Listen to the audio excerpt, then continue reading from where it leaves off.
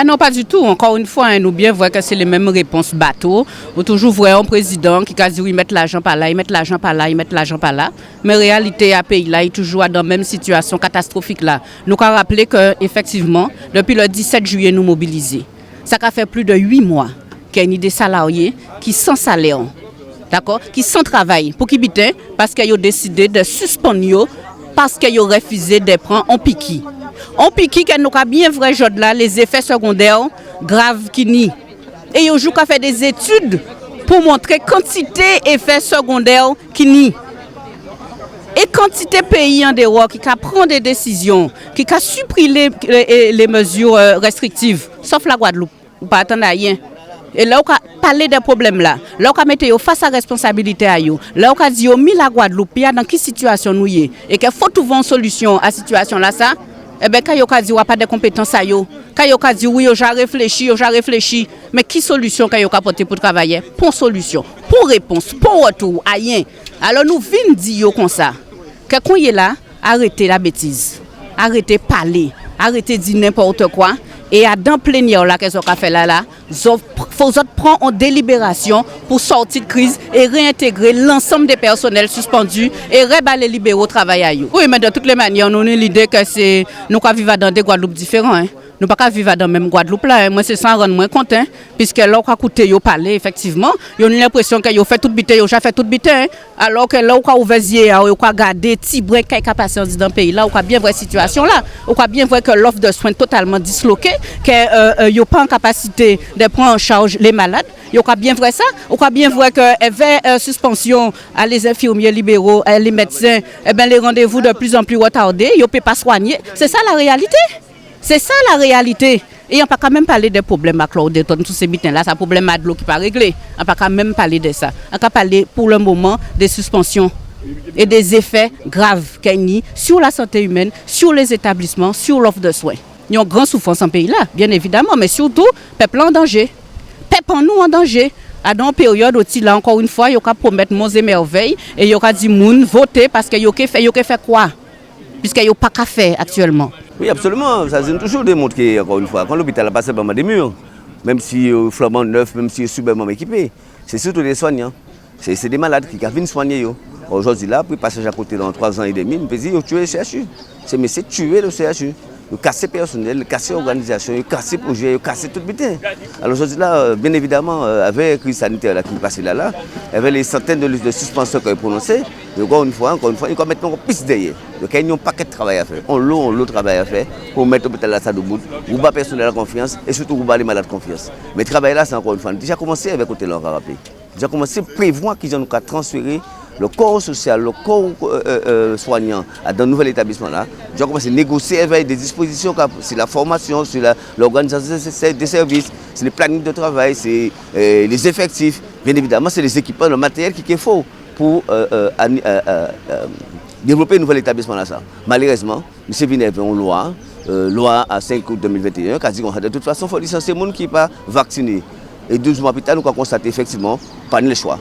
Les gens qui ont refusé la vaccination, le vaccin n'est pas bon, le vaccin n'est pas protéger l'environnement. Et en plus, même si vous vaccinez, vous avez Covid. Si bien que je dis là, il y a des gens qui disent si vous avez Covid, si vous n'avez pas asymptomatique, si vous n'avez pas de manifestation, vous pouvez venir travailler. Donc je dis là, des gens qui travaillent, qui sont au CHU, qui sont dans les services de soins, qui sont dans les services de médico-sociaux, qui sont dans les services sociaux, qui sont dans les EHPAD, des gens, comme ils ne peuvent pas faire autrement parce que nous avons refusé de vacciner, nous avons accepté tout le monde. Et malheureusement, encore une fois, dans les procédures qu'ils mettent en place pour suspendre le monde, c'est des procédures totalement illégales. Totalement illégales. C'est pour ça que nous avons réclamé encore une fois. Départ au côté là, doit permettre une nouvelle direction là. En tout cas, la direction intermédiaire là, depuis aujourd'hui là, de prendre des dispositions pour arrêter conneries à là ça. Ce sont belles conneries. Qui est en santé, qui est en sanitaire, qui est en social, qui est en société là même. Il faut arrêter les conneries. Mais c'est ça qui est diabolique. Qui j'en peux dire ni quelques mois de ça, tu as applaudi le monde. Pas de plus meilleur monde qui s'assied la terre. Pas de monde qui était plus disponible sur la terre. Moun arrêté congé à yo, pas prendre repos. Moun pas parti en formation. Moun porter Covid à casa yo. Yo fait mon travail sans connaître statut vaccinal des malades. Yo fait mon travail sans circuit dédié personnel malade qui ni Covid, malade qui pas ni Covid. Yo pas ni gants, ni masque, ni blouse, ni charlotte. Nous travaillons sans moyens, nous travaillons simplement avec cœur. Aujourd'hui, là, nous constatons que si nous ne pas pour le vaccin, marche. Ça ne va pas nous nous payons pas. Et c'est pour ça que nous combattons depuis plusieurs mois. Et c'est pour ça que nous avons bien dit, nous avons gagné comment nous. Non seulement pour nous-mêmes, famille nous, pour tout le monde, mais également pour la société guadeloupéenne en général. On est parce que c'est monsieur qui vivent dans le monde à part. Alors, vous avez des milliers de familles qui ont de grosses difficultés, des milliers de mamans et papas enfants qui ne peuvent pas payer les études, qui ne peuvent pas mettre rien à casa. C'est la solidarité guadeloupéenne qui a de l'argent pour faire essence, qui a de l'argent pour manger, qui a des centaines de familles comme ça. Et l'autre, tranquillement, quand vous faites un faute budget, ou quand vous prévoyez l'argent pour la route du Rhum, nous venons dire comme ça, ok, faire compétence à fonctionner. Mais on a quand même un mandat de représentation à PEP Guadeloupe. Et PEP Guadeloupe, je dis là, quasi au conseil, paye pour un vaccin. 90% des gens qui vivent en Guadeloupe, quasi paye pour un vaccin. Et c'est là que j'apprends, il y a des gens qui paye pour 3. Et c'est là que les gens qui portent manœuvre pour travailler. Les gens effectivement qui tapent Covid, qui ont aussi en suspension parce qu'ils ont tapé Covid. Nous demandons qui cherchent Covid. Tout ça pour pas suivi social, suivi économique, suivi psychologique. Des gars humains là, de telles décisions pour ça. Nous, à partir de combien de temps nous prenons pour traiter, combien de temps pour régler, et garder en qui sens nous. Nous avons 2-3 ans à transférer dans un nouvel établissement là, qui ont fait reconstruire personnel là, qui ont fait reconstruire les filières de soins, sans compter toutes les dispositions qu'il y a en Guadeloupe en général, pour dans l'ensemble des hôpitaux, qui public, qui privé, l'ensemble des soignants libéraux, ils participent à ce qu'il y a la chaîne de soins. Et genre, la chaîne de soins, c'est tuer ça. Ils tuent avant un salopetage qui est nommable. Parce que tout ça qui a fait aujourd'hui, nous te prévoyons. Nous avons dit que là, on a près de 100 000 Guadeloupéens qui ont souffert de comorbidité, tension, diabète, hypertension, obésité et compagnie. On ne peut pas traiter question Covid là, comme ça qu'a fait en Ile-de-France. Donc, nous avons une particulière, un terrain particulier qui n'y a pas en compte dans la gestion à crise là. Ça. Malheureusement, on va vous faire comme si c'était déjà upload. Ça, il dit, on fait ça, il va faire, il va poser une bonne question. Okay, encore une fois, nous venons dire qu'on s'est arrêté. Mais la vérité, mais la réalité. Et c'est le monde même qui a souffert, le monde même qui a pris fait, le monde même qui a traité les malades tous les jours, qui témoigne de ça qu'il a vécu tous les jours. Et c'est ça l'objectif-là, que c'est tant de monde, tant de réalité, et pas contenter des ratios que ni préfet, que les RS qui présenter des résultats de... Non, ça suffit. Écoutez, le monde qui a souffert, le monde qui a pris fait et le monde qui a travaillé pour assurer la sécurité sanitaire de la population Guadeloupe. Un paquet de ça même. Ça. Non seulement. Est-ce obligé de suivre psychologie après alors? Ah oui, ça, inévitable. Inévitable. Qui est quelqu'un qui est déjà malade, qui n'a pas ni accès à soins avec médecin qui est suspendu, il ne peut pas avoir infirmier ailleurs, il ne peut pas avoir orthophoniste ailleurs, il ne peut pas avoir kiné ailleurs, sans compter des gens aujourd'hui là qui sont malades dans la psychiatrie, qui sont malades mentales, qui n'ont pas suivi non plus. Des gars là, énormes. Sans compter famille à ces petits gens là, qui sont suspendus là. Ces gens là, nos stress familial qui a fonctionné là. Maman, pourquoi on ne peut pas travailler? Maman, pourquoi on ne peut pas acheter ça pour moi? Papa, qui est passé? Qui j'en sais? Qui... Et c'est là qui est en France là. Et c'est là qui a fait étude en France là. Et nous misons si pour remplacer nous dans l'organisation de ce pays là. Nous sommes obligés de rentrer parce que le loyer n'est pas payé.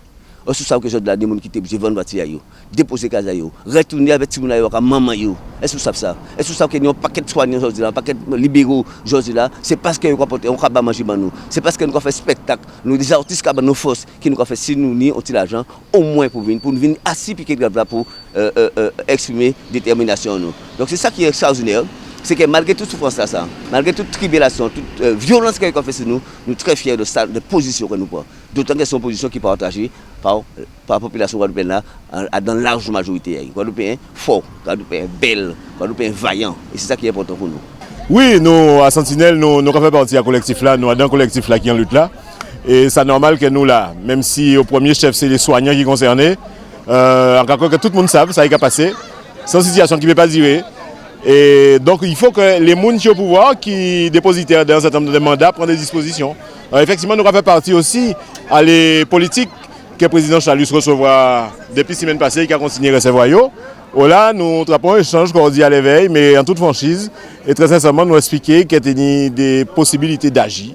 Donc nous allons attendre, parce que la Guadeloupe a subi des effets collatéraux à toutes des gens là qui passaient là, ni gens qui peuvent travailler, ni des cabinets qui ferment, ni des soignants qui sont aussi des employeurs qui sont obligés de licencier les gens parce qu'ils sont fermés. Donc nous avons le problème économique sous-jacent qui vient de tout ça qui passait dans des gens là. Et les gens qui n'y les règnent là, ils ont en droit d'utiliser le pouvoir là pour faire en sorte que la Guadeloupe essaye de vivre, continuer à vivre avec ça. Il faut y avoir responsabilité. Nous croyons que bon, alors les choses difficiles, parce qu'on a des lois qui existent, il y a toujours qu'à cacher derrière les lois, mais au moment, au-delà des lois, il faut faire un petit coup de nom. Il faut faire un petit coup de nom, mais regarder si les réseaux de l'agent président ATK agit, les gens y répondent, ils tiennent des arguments très très tranchés. Mais c'est ça, c'est ton là, ça nous t'aimé qu'il y avait pouvoir là et il y avait l'État qui était en face d'eux. Bien sûr, alors il y aurait une délégation au SAF depuis le 17 juillet et nous au combat avons une série d'organisations qui créent un collectif en situation qui est inadmissible. Il y a parlé nous de compétences et de lois. Je dis là, l'actualité mondiale a montré que nous n'y raison. On y plus de 90 à 99% de la population guadeloupéenne qui n'a un schéma vaccinal complet à jour. Donc ça veut dire que aujourd'hui là, tout ça n'a pas servi à rien. On y les pompiers qui sont soumis à l'obligation vaccinale, mais ils ne pas suspendre. On y tout le monde qui travaille dans la protection maternelle et infantile, tout le monde dans l'action sociale qui dépend du conseil départemental, qui est soumis à l'obligation vaccinale, mais qu'il n'y a pas qu'à imposer vaccination. Et tous les gens qui travaillent dans les organismes, qui ont relevé de financement à conseil général, ils non plus, ils n'ont pas qu'à forcer à vacciner. Ils n'ont pas appliqué le pass sanitaire en Guadeloupe, ils n'ont pas appliqué le pass vaccinal en Guadeloupe, ils n'ont pas appliqué dans les collectivités, ni dans les hôtels, etc., etc. Donc comment se fait-il que aujourd'hui là, ils ont continué Pini, en cas bien dit Pini, travailler à l'hôpital, travailler à la clinique, travailler à médico-social et les personnels et les gens qui ni les libéraux qu'on y a dit. Et donc c'est pour ça que nous avons dit, nous arrêté faire GFR guadeloupéen et nous avons demandé réintégration à tout le monde. Si c'est possible pour les pompiers, si c'est possible pour la PMI, si c'est possible pour l'action sociale du conseil départemental, si c'est possible pour les gens qui travaillent dans les structures financées par le conseil départemental, ça doit être possible pour les gens qui travaillent à l'hôpital, dans les cliniques, dans l'action sociale, etc. Point très. Et que aujourd'hui là, nous avons bien vrai, tout ça qui est derrière la situation là en Guadeloupe, c'est des questions budgétaires. Derrière, si de gros nounous gentils à côté l'autre, c'était un véritable salopard. Un salopard qui était missionné par le ministère de la Santé pour te foutre au moins 400 à 500 Guadeloupéens dehors pour te arriver à ça créer l'équilibre financier pour te rentrer dans un nouveau CHU là. Et c'est ça qui derrière obstination et méchanceté à l'État français et à la direction à CHU là, notamment envers les travailleurs à l'hôpital. L'équilibre budgétaire. Foutre 400 à 500 personnes dehors et en même temps débarrasser de la CGTG-CHU, débarrasser de l'UTS-IGTG au CHU. Et bien évidemment, ils ont choisi côté long. D'une part parce qu'ils sont bons soldats et qui obéissent, et d'autre part parce qu'ils sont guadeloupéens et que par les sentiments, par l'affection, ils ont le monde ici. Et donc c'est pour ça qu'il est important que tout Guadeloupéen comprenne que aujourd'hui, là, ça qui a passé là, ça n'a pas qu'à relever de la politique sanitaire, ça n'a pas qu'à relever de l'encadrement médical, ça n'a pas qu'à relever de mettre sécurité à Guadeloupéen, ça n'a qu'à relever de décisions budgétaires pour réduire la masse salariale et fondre rien à travailler ici dans. Point très. Et donc c'est pour ça que nous pas qu'à démodre, nous qu'à appeler à la solidarité, à la mobilisation pour la réintégration de tous les salariés du médico-social, de tous les salariés de la santé et de tous les professionnels libéraux. Non, de toute façon, Guadeloupe ne peut pas construire ni sans travail, ni sans travailler, ni sans travailler debout. Et nous tentons de dire que M. Chalus lançait des concertations avec des organisations politiques. D'ailleurs, on l'a organisation parmi eux qui compte combat en nous, qui critiquait combat en nous, qui opposait au combat en nous. Et il est quand même curieux que les politiques qui recevoir des organisations politiques, mais sans demander nous avis en nous, et nous qui avons fait des propositions, notamment dans le cas de négociation, que nous fui en décembre 2021. Donc plus que jamais mobilisé, nous parlons à Guillaume Maï.